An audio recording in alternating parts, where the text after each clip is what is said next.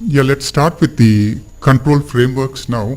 And the first and foremost is ISMS, ISO 27001.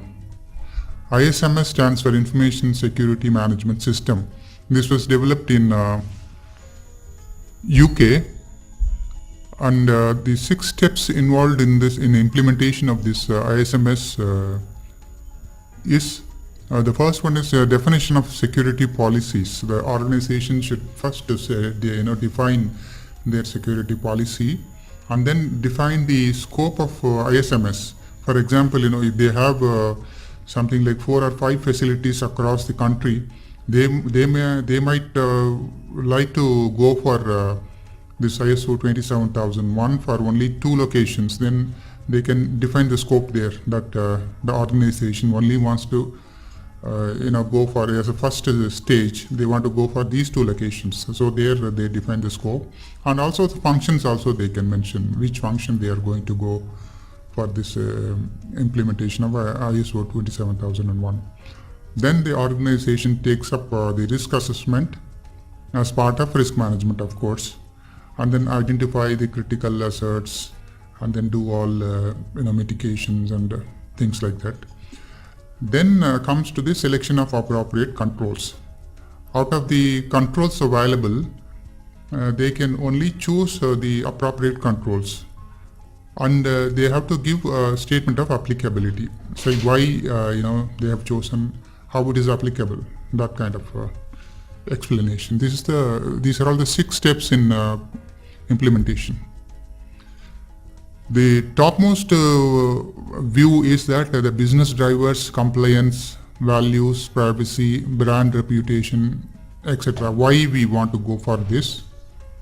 And then the next stage would be defining the policies, standards, processes, and measures, and define the roles and responsibilities for these. Lastly, how we are going to implement the procedures, writing the specific procedures, specifications, implementation guides. How to apply these ISMS concepts, apply general requirements of ISMS, that is the Information Security Management System. Assign the second, you assign management responsibility. Perform internal ISMS audits. Ensure that management review the ISMS, improve the ISMS. So that is how you apply the concepts. The next one is COBIT. COBIT was developed by ISACA. The 5 principles of COBIT. COBIT stands for Control Objects for Information and Related Technology. Again, this is a set of controls that could be selected, chosen, and implemented. What are the 5 principles of COBIT? The first one is meeting the stakeholder needs. What is the need of the stakeholder? Then second one is covering the end-to-end enterprise end-to-end. The third one is applying a single integrated framework. Fourth, enabling holistic approach. Finally, the separating governance from the management. These are all the 5 underlying principles of the COBIT. And the enablers, the policies, principles and frameworks at the center stage with processes, organizational structure, culture, ethics, behavior, information and service, infrastructure and application, people, skills and competencies. These are all the 7 enablers of COBIT. Using the 5 principles that we saw in the last slide, the COBIT enables these 7 enablers. Now we come to the PCI DSS, that is Payment Card Industry Data Security Standard.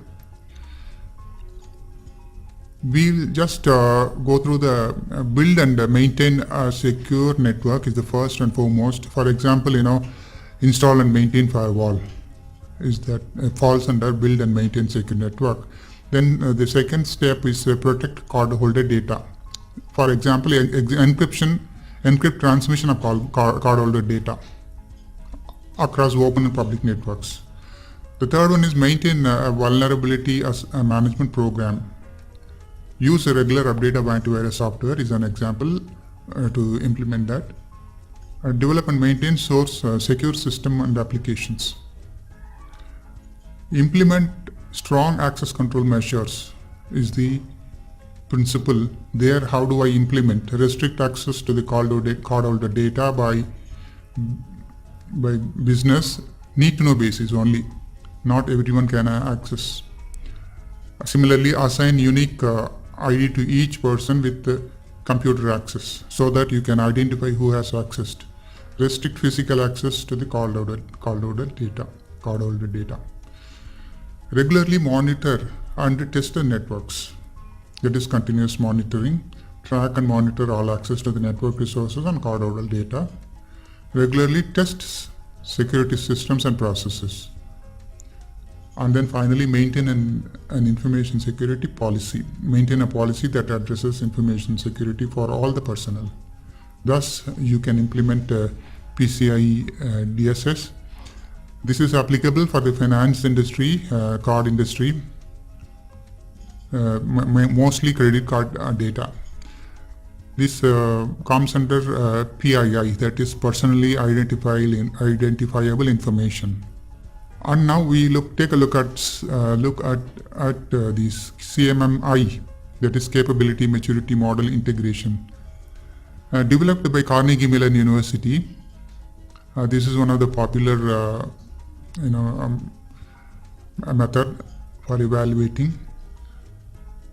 There are 5 levels defined here. The initial level is chaotic, reactive, uncontrolled, and unstable. The second level is repeatable. The processes are repeatable, possibly with consistent results. The third level, when you go, it is defined, documented standard processes for an entire organization with the improvement over time, plus proactive processes. Fourth one is the managed level, where using process metrics, management can effectively control the process capability established from this level. Finally, the optimizing level focus on continuous improvement. This is mainly for the software development framework. Many organizations have been, this was one of the most popular standard model. This was implemented at various software development companies.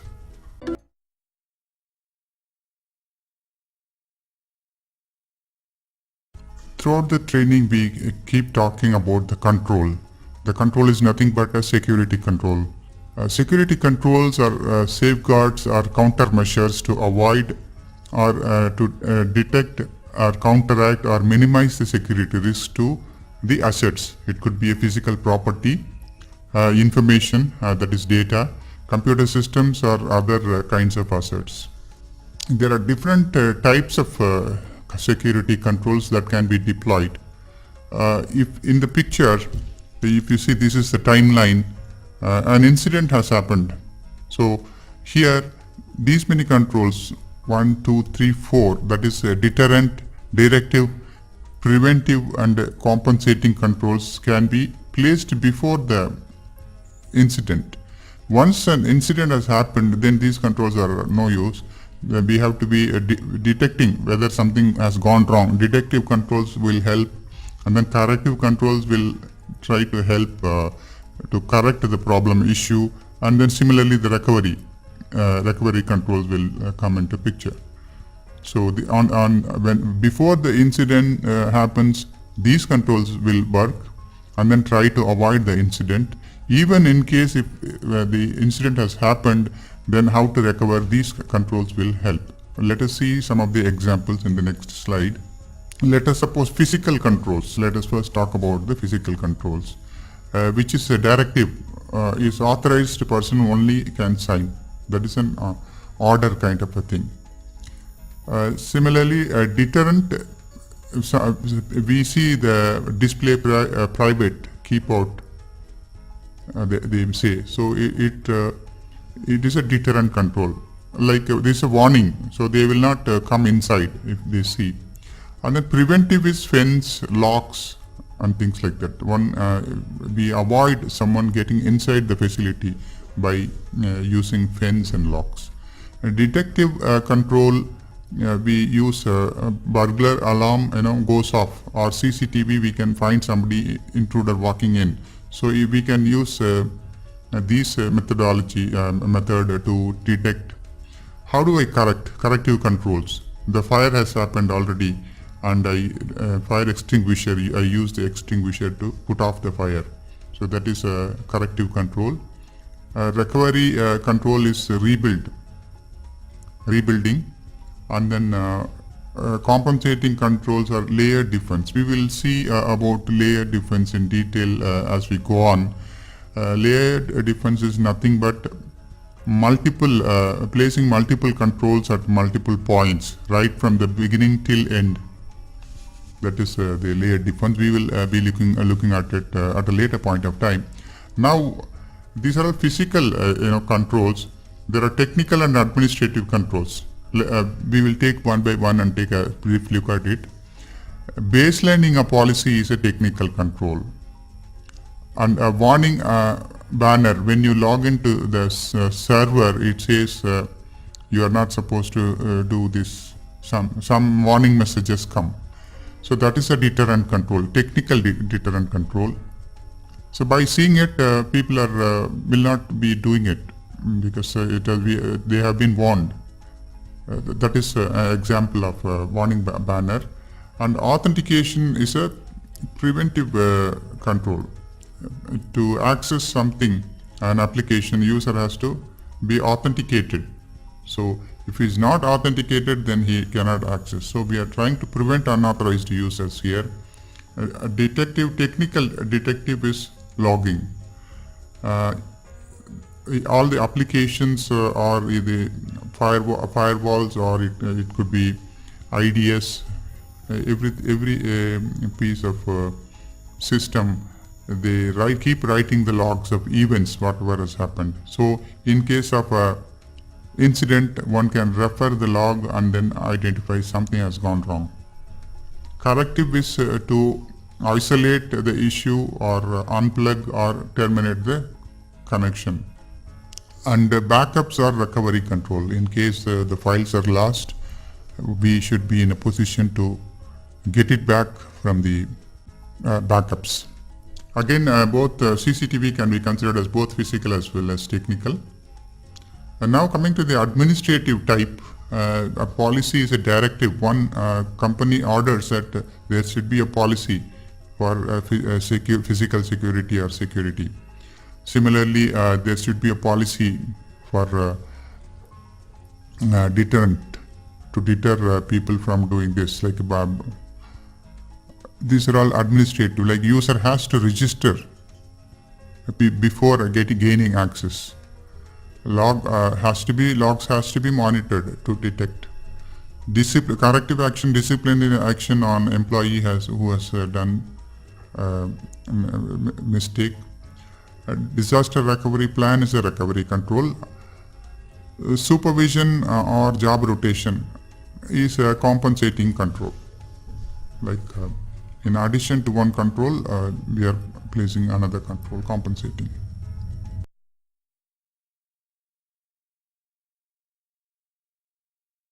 In this session, we will try to understand various compliance requirements.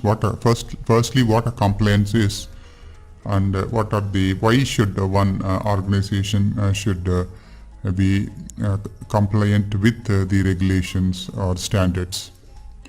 Compliance is the state of aligning with guidelines, regulations, and legislation set out by parties such as vendors, industry organization, and governments. Non-compliance is a risk that might result in legal penalties due to the failure to comply with the law or regulation. So if you don't comply with the industry and the country regulations, you are bound to legal penalties. Legislative and regulatory compliance. Security professionals must understand the laws and regulations of the country and the industry they operate in. The types of compliances are government regulations, industry regulations, and industry standards. While an organization has to comply with the government and industry regulations, they may choose to adopt the industry standards. However, it is mandatory to comply with the government regulations and industry regulations. Some of the examples of the regulations. United States HIPAA, that is Health Insurance Portability Accountability Act, with is respect to the privacy related to the privacy of patients, maintaining the privacy of the patients. And the next one is GLBA, that is Graham-Leach-Bailey Act, also known as Financial Modernization Act of 1999, is a federal law enacted in the United States to control the ways the financial institution deal with the private information of individuals. This is again related to the privacy. And the next one is again PCI DSS. It is Payment Card Industry Data Security Standard. This is industry regulation related to the personally identifiable information, PII. Privacy Act of Australia and Sarbanes-Oxley Act is related to financial reporting. Regulations of Electronic Commission Services, EU 2013. These are some of the acts of various industry regulations. These are some of the standards. Actually, these are the organizations. CMM has got several standards. So CMM, Software CMM, CMMI, and several other published by Carnegie Mellon University. ISO, as you know, there are various standards for various purposes. Again, British Standard Institute has published several standards. A National Institute of Standards and Technology is a US-based organization which has published several standards. Organization may choose to adhere to these standards.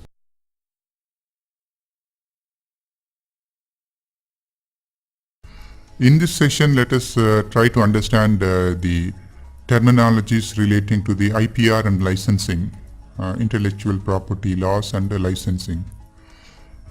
First is the patent, which excludes others from using your invention for a period of time. Say it is usually 20 years. Trademark is exclusive use of word, name, symbol, etc. identifying your product. Copyright is the expression of ideas including writing, music, films and software. Whereas trade secret is proprietary business or technical information. A typical example is Coca-Cola formula. Licensing, a software license is a legal agreement governing the use and redistribution of the software.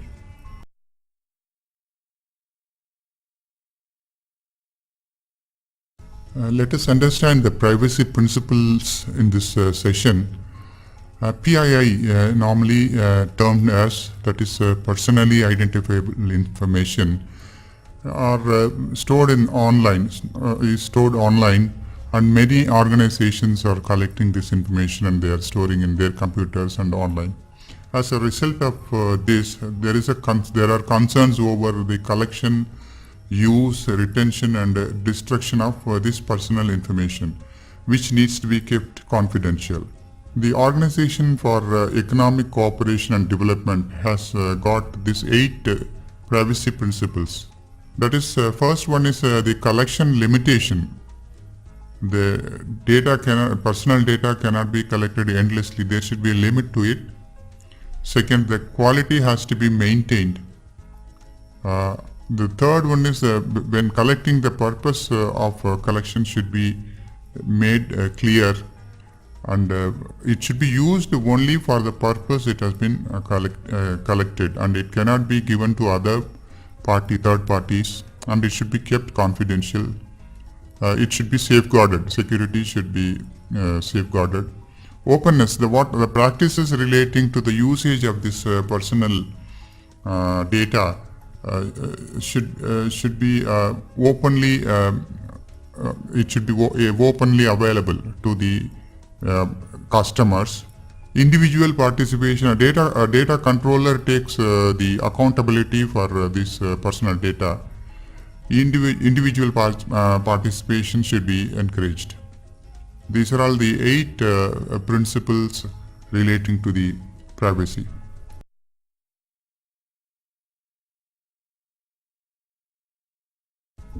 In this presentation, we will take a brief look at the risk management.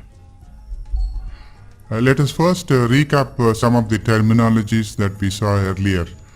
That is asset. What is an asset? Asset are people, property, or information. A vulnerability is a weakness or a gap in system. Threat is anything that can exploit a vulnerability. Risk is the potential for loss or damage or destruction of an asset. So A plus T plus V equal to R, that is asset plus threat plus vulnerability is a risk.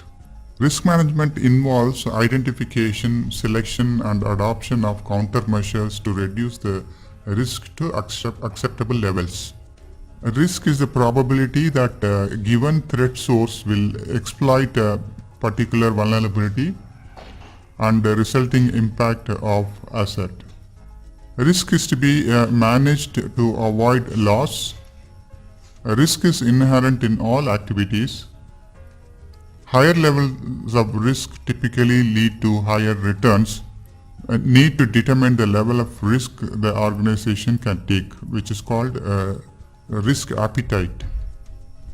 That much only the organization has to decide how much risk they can take. Pictorially represented, easy for understanding. Assess the risk and determine the needs, the first step. Then implement policies and controls to mitigate the risk. First, the risk is assessed, and what is to be done to be determined to avoid that risk, to mitigate that risk, and then implement those policies and controls. Promote awareness among the users, among the employees. Monitor and keep on improving. Inherent risk is the amount of risk before any controls are applied. A residual risk is the remaining, after the controls are applied. Controls are risk treatment is given. The amount of risk that is left over after appropriate controls are properly applied. A residual risk assessment. Risk needs to be reassessed after treatment to establish if the treatment was effective or not. Can it now be accepted, or does more action needed to be taken to bring down the acceptable levels to an acceptable level? The secondary risk, the treatment itself might introduce new risks. And for an example, encryption may reduce the risk of data breach, but at the same time, there is a new risk that the key may be lost. If the key is lost, then we cannot retrieve the data. Mitigation, an administrative, operational, or logical safeguard against potential risk. Exposure, an instance of being compromised by a threat agent, exposure to an asset. Risk avoidance, terminate the activity, find another way, or don't do it. Example, my car is having some problems, but still I want to travel 500 kilometers. Should I take the risk or not? To avoid the risk, I will not travel. Risk transference. The organization owns the risks. Legally, liability cannot be transferred, but indemnity a clause allow you to contractually pass on the financial burden to a outsourced service provider or an insurance company. Typical example is insurance or outsourcing. Both are examples. Risk mitigation or reduction, we just saw that earlier, but again, in another words, we call implement safeguards, safeguard controls or countermeasures. That is what we call as mitigation or risk mitigation. Risk acceptance or tolerance, written signed decision by the management, from the management.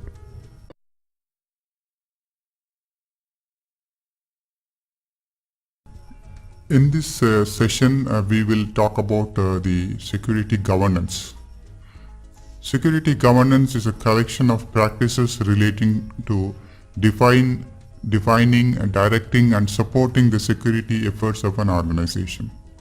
The security governance is closely related to and often intertwined with corporate and IT governance.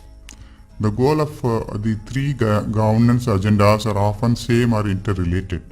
Organizations should adopt information security governance framework to embed information security into their corporate governance process. Here is an example of governance, like the big circle is the outside. This blue circle is the outside, and non-executive directors are sitting here in this, and then executive directors are here, and then other management are not on board. All these form the security governance.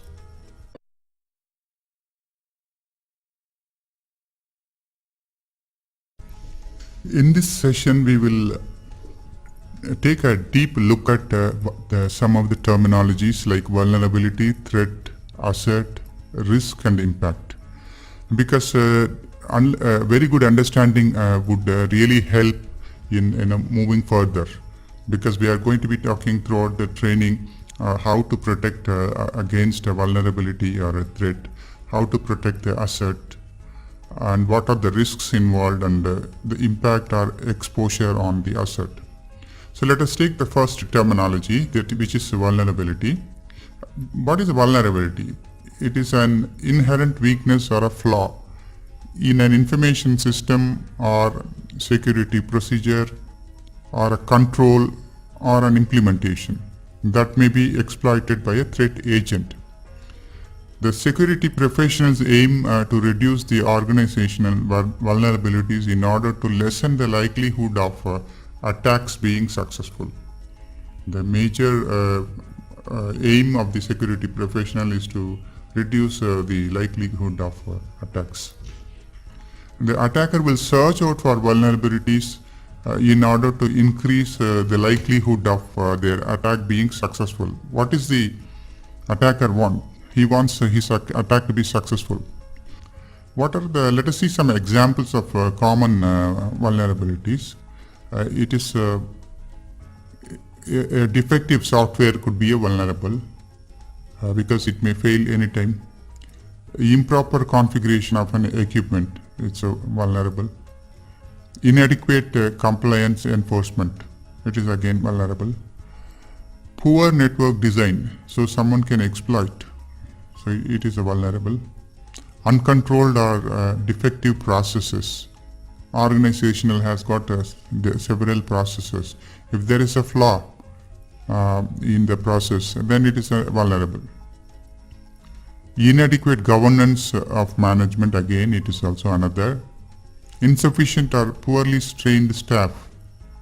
Obviously, if awareness is not there among the staff about, let us suppose writing the password in the notebook, then it is going to be a vulnerable. Someone else is going to read the password. It is vulnerable.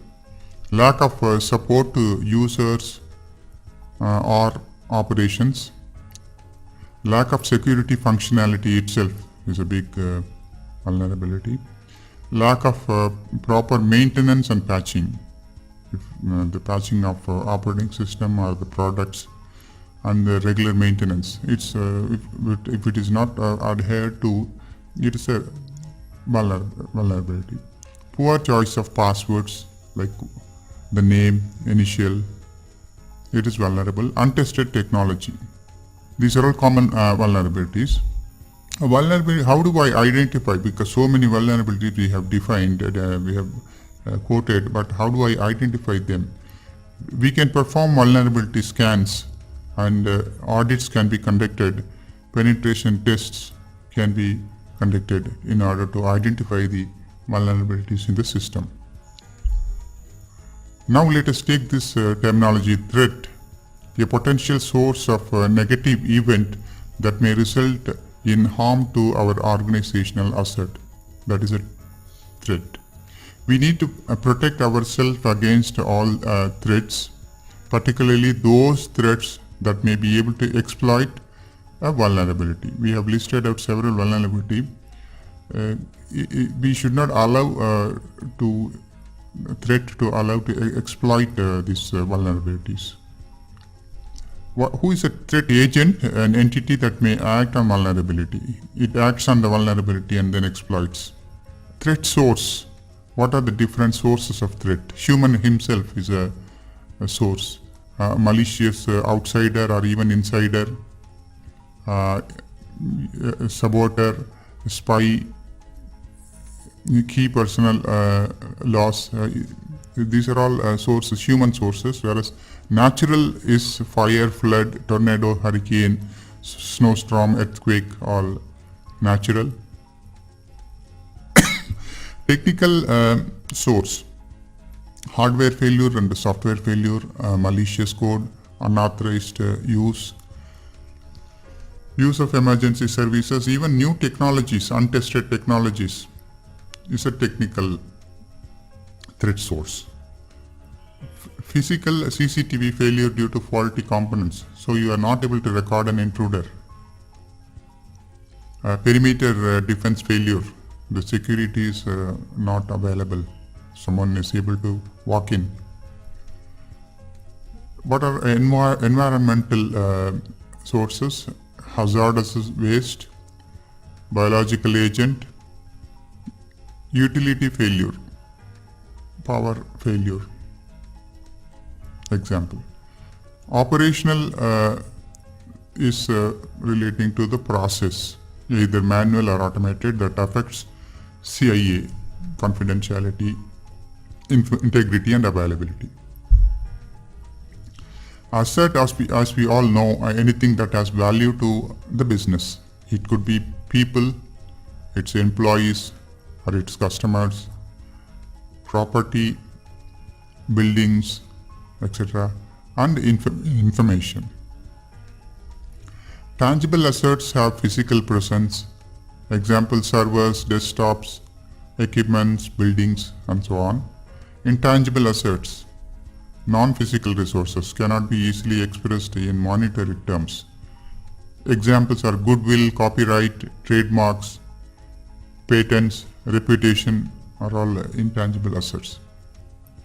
So our aim is to protect these against various threats.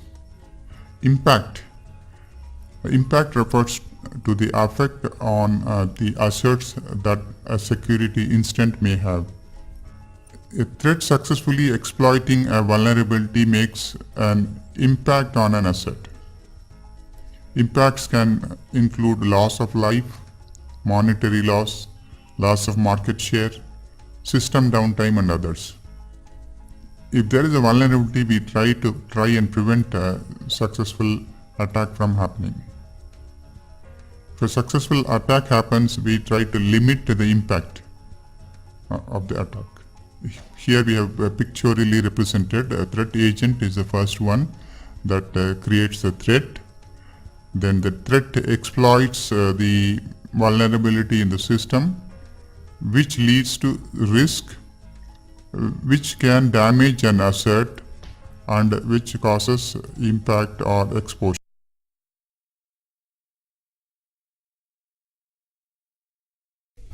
In this session, we will see the importance of security education, training and awareness. Organization has got several policies, security policies, but a user or an employee, unless and otherwise they understand why then it will not be effective.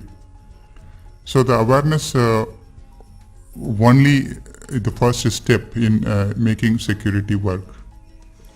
Awareness activities and methods include conducting training programs or courses, posters at important points in an organization, in a company. Also provide intranet documentation over the intranet awareness to create awareness. We can also appoint awareness mentors. Whenever a user or an employee has any questions, they can be approach the awareness mentor to get their questions cleared. References, like we can quote the similar issues that has happened due to lack of awareness. That will make user awareness. Business walkthroughs, walk to a department and then demonstrate clear desk policy why is required. That will also improve the awareness. Different topics of training, that is job role training is one, and the corporate security policies training, organizational security program, how many security programs are running, and what is the importance, why, who is doing such information, so that the employees are aware about the importance the organization gives to security. Regulatory compliance requirements, the training on the regulatory compliance, like why a document has to be retained for several years. If we don't retain, what are the liabilities? And social engineering, this is a very common attack on normal employees. If the employees are aware about the social engineering attack, they cannot be cheated. And business continuity and disaster recovery training, security incident response. Normally incidents are not gone unnoticed because it is not being reported. So an aware employee would immediately report any incidents. So how to respond to incidents. Information labeling and handling, like classification of data on how to handle, what are the clearance level required, that kind of a training. About the physical security, proper care and handling of security credentials like passwords. One should not be writing it on a notepad and things like that. Security assessment training. The employees should be in a volunteer and start doing assessment training.